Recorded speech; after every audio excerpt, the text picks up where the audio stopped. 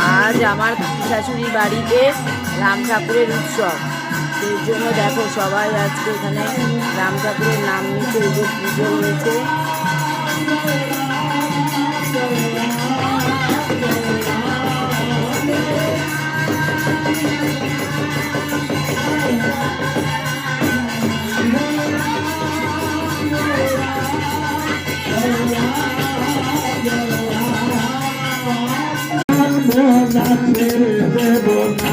তোমায় মাজারে রাখবো ছেড়ে দেব না, তোমায় ভক্ত মাঝে